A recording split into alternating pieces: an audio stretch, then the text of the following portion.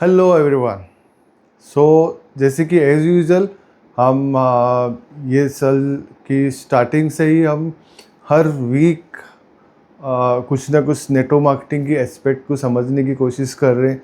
हम देख रहे हैं कि कैसे जो अनसॉल्व्ड चीज़ें रहती है नेटो मार्केटिंग की, फंडामेंटल चीज़ें रहती है, जो यूजुअली हम कभी समझ नहीं रहे, रेंडमली करते हैं हम। और इसके वजह से द नंबर ऑफ फेलियर्स जो है, तो उनको वो पता नहीं कि उनके फेल क्यों हो गए। कि हम अगर मैं मेडिकल के एग्ज़ाम में जाऊँ तो मुझे पता है कि मैं ये टेस्ट, ये एग्ज़ाम, ये एंट्रेंस एग्ज़ाम में पास नहीं करूँगा तो मैं एडमिशन नहीं मिलेगा। और एडमिशन मिलने के बाद मैं अगर कोर्स ख़त्म नहीं करूँगा, उसमें से जो भी क्राइटेरिया है वो फुलफ़िल नहीं करूँगा तो मुझे आगे मैं सर्टिफाइड नहीं होगा। बट नेटवर्क मार्केटिंग में क्या होता है कि लोगों को ये पता ही नहीं चलता है कि मुझे क्या करना था। मैं एटलीस्ट ये क्राइटेरिया में मीट नहीं किया, इसके वजह से मैं फेल हुआ। लोग हमेशा जो फेलियर्स है वो हमेशा यही सोचते हैं कि ये इंडस्ट्री नहीं चलता है, या ये जो नेटवर्क मार्केटिंग का सिस्टम है ये नहीं चलता है, इसके वजह से मैं फेल हो गया।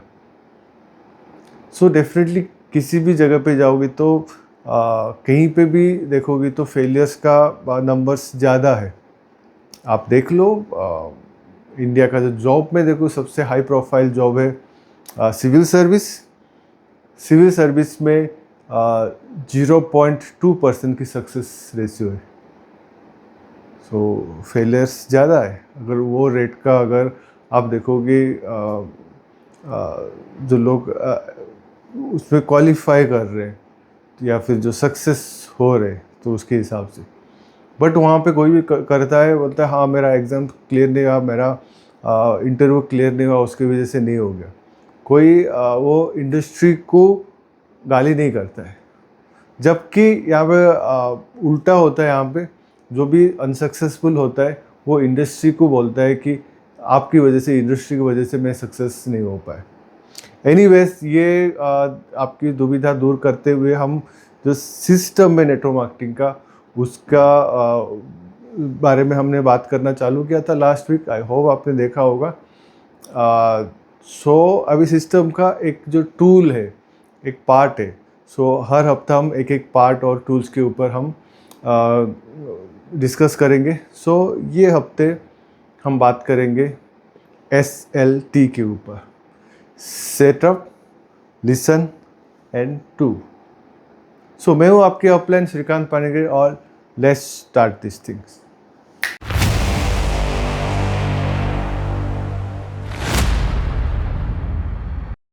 Setup, listen and do. नहीं, आप गलत समझ रहे, ये कोई गाली नहीं है, ये बुरा मानने वाली चीज़ नहीं है। बट हाँ, ये एक टर्म है जो नेटवर्क मार्केटिंग में हम यूज़ करते हैं। फॉर एग्जांपल मैं आपको समझाता हूँ। मैंने जब 2012 में जब मैंने स्टार्ट किया, मुझे कुछ नहीं पता था। जैसे कि मैंने आपको बोला कि कप फुल रहता है, कप एम्प्टी क्या होता है, आपको समझने के लिए मेरा दूसरा वीडियो आप उसको जाके देख सकते हैं। जब कप फुल रहता है, मतलब हम समझते हैं कि हमको सब समझ में आता है, जबकि हमको कुछ समझ में नहीं पता है कुछ। उस सिचुएशन में हम क्या करते हैं कि हम अपने मन के हिसाब से करने चलते हैं।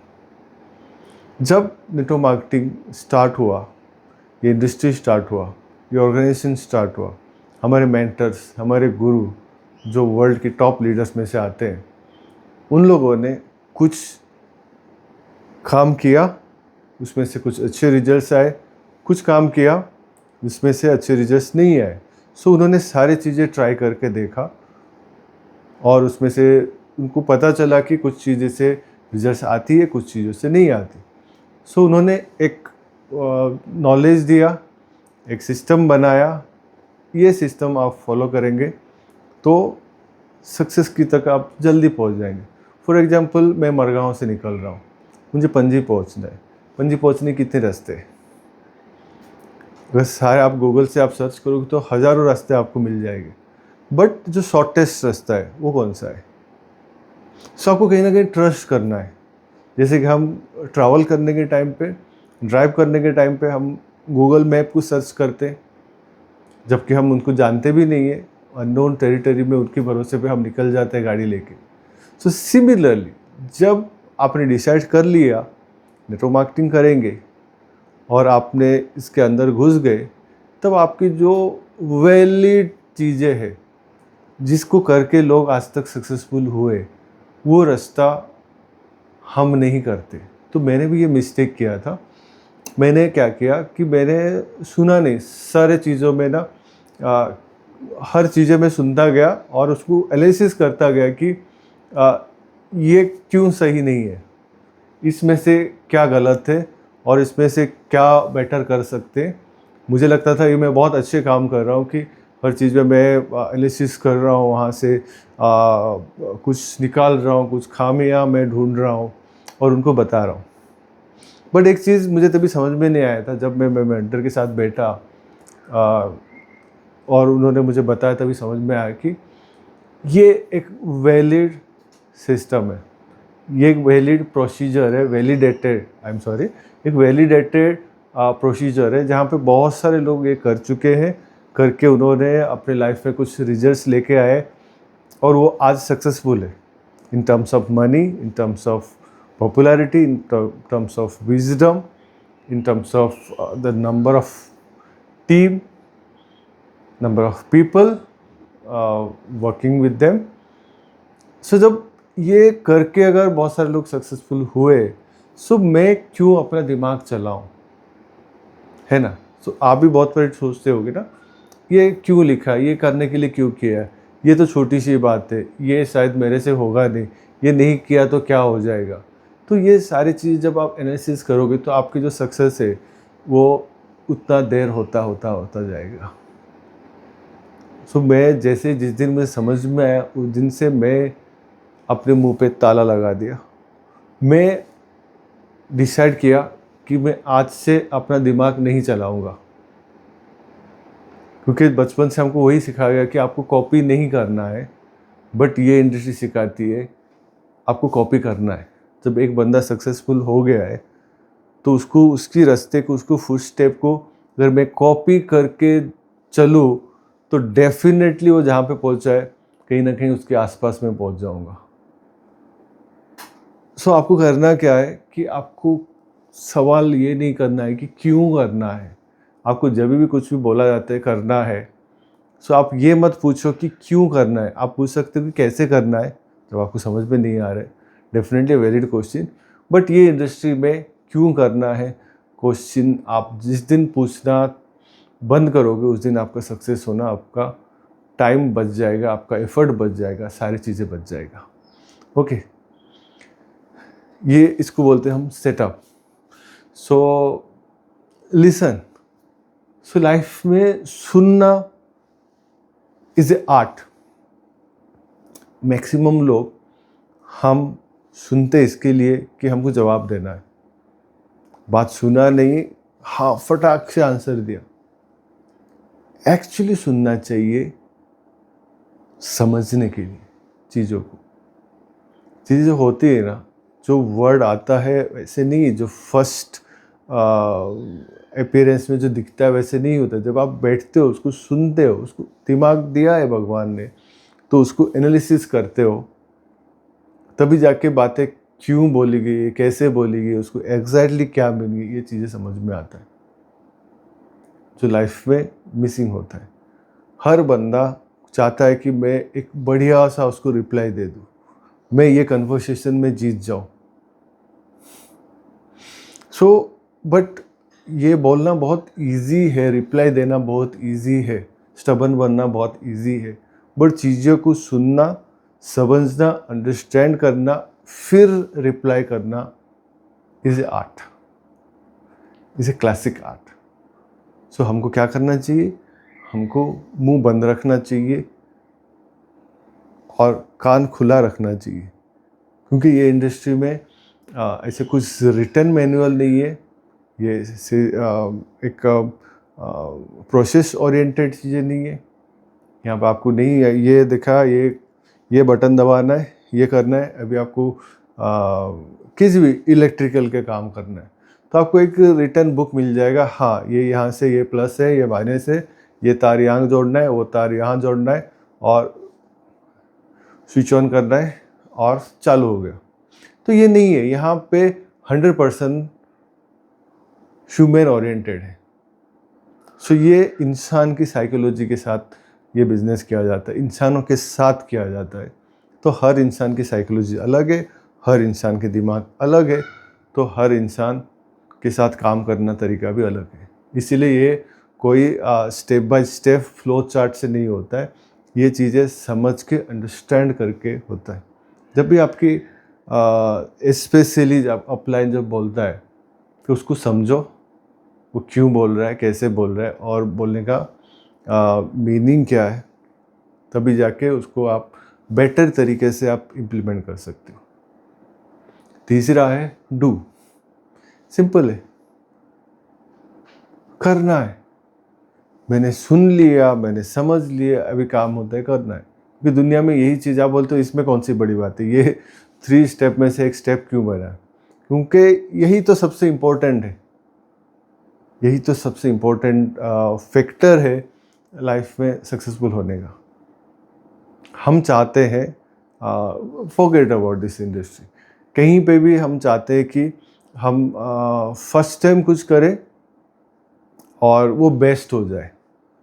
सो बेस्ट होगा नहीं होगा, ये डर की वजह से हम वो कभी स्टार्ट ही नहीं करते।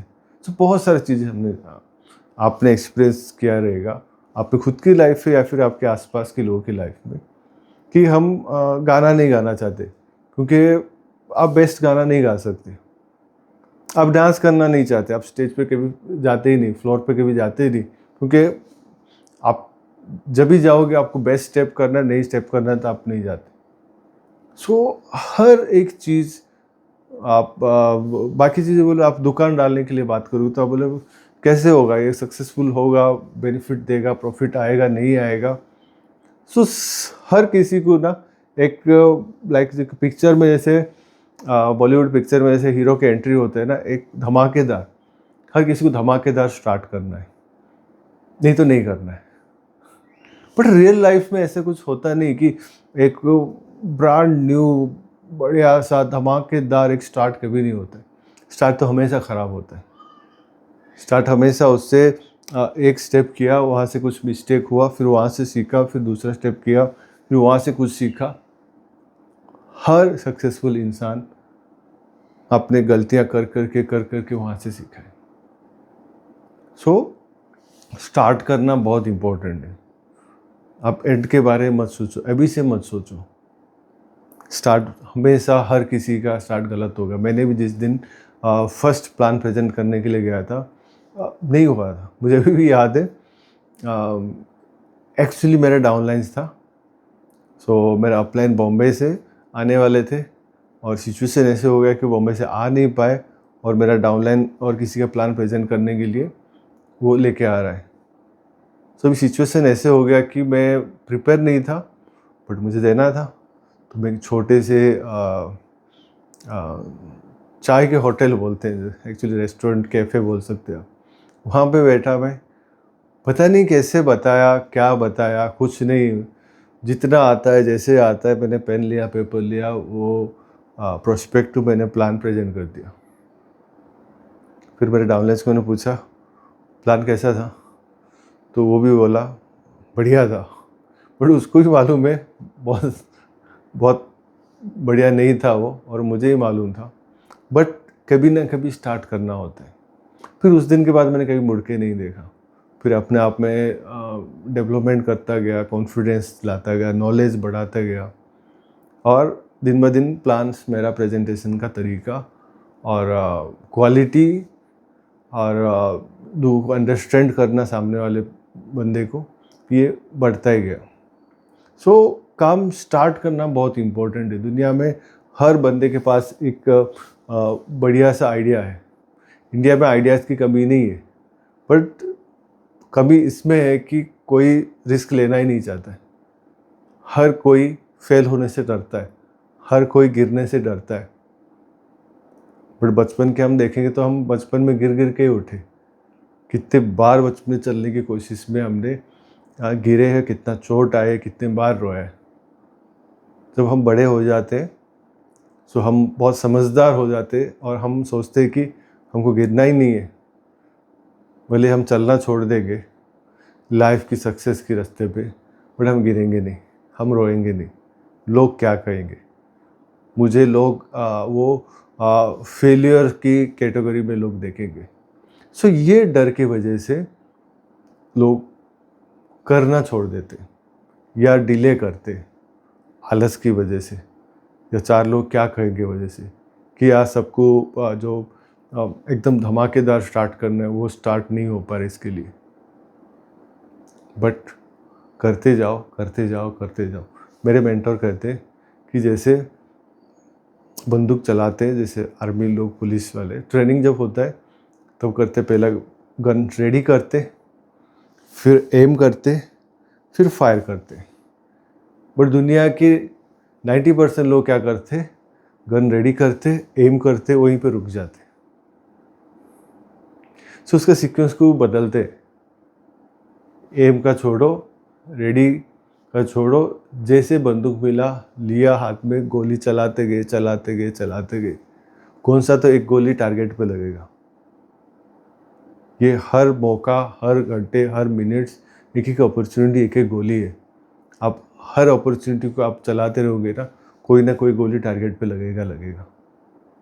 सो रेडी एम फायर के वजह में वो उलझने से, जो रेडी एम एंड फायर की जो प्रोसीजर में उलझ के मत बैठो, बस फायर करते जाओ, प्लान प्रेजेंट करते जाओ, लोगों से मिलते जाओ। जितना लोगों को आप मिलोगे, जितना प्लान प्रेजेंट करोगे, जितना आपका प्रोडक्ट आप दिखाओगे, तो उतना आपका चांसेस है कि उतना जल्दी आप सक्सेसफुल हो पाओगे और उतना दूर तक जाओगे और उतना बड़ा पैसा और नाम कमाओगे।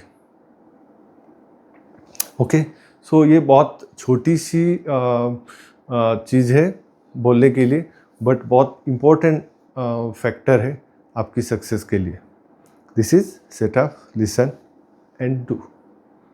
एनीवेज, सो वीडियो ऐसे चलता रहेगा, आप अपना ख्याल रखना। सो आज मंथ एंड है, सो मेरे हिसाब से आप लोगों ने बहुत अच्छा बिजनेस किया रहेगा।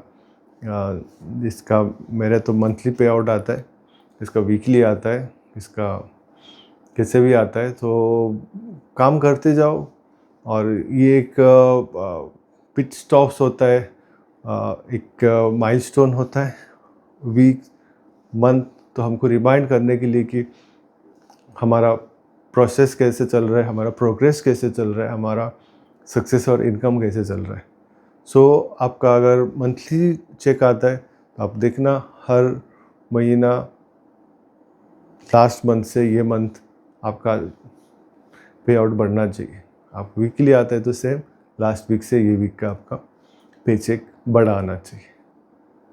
सो ये सारे प्रोसीजर चलती रहेगी, आप काम करते रहना, क्योंकि ये 30-40 साल की मजदूरी मेहनत करने से बेटर है कि एक स्मार्टली, एक क्रेज़ी वे में 3-4 साल मेहनत करेंगे और बाकी का टाइम हम एक रिटायर पर्सन की तरह यंग एज में, या फिर जो भी आज की एज है आपका, उसमें +4 कर दो, वही एज में बढ़िया सा खूबसूरत, टेंशन फ्री और दोस्तों से भरा हुआ लाइफ जिएंगे। Okay, so anyways, take care. Covid की कुछ केसेस सुनने में आ रही है, तो आई डोंट थिंक कि ये बहुत सीरियस है आज की डेट पे, जितना मुझे खबर आया, but still take care of yourself. और नेक्स्ट वीक में थाईलैंड की टूर है, टीम के साथ जा रहा हूँ थाईलैंड, बैंकॉक। तो हो सकता है वहाँ से आपका नेक्स्ट वीडियो शूट हो या फिर I don't know, but still then take care, bye bye.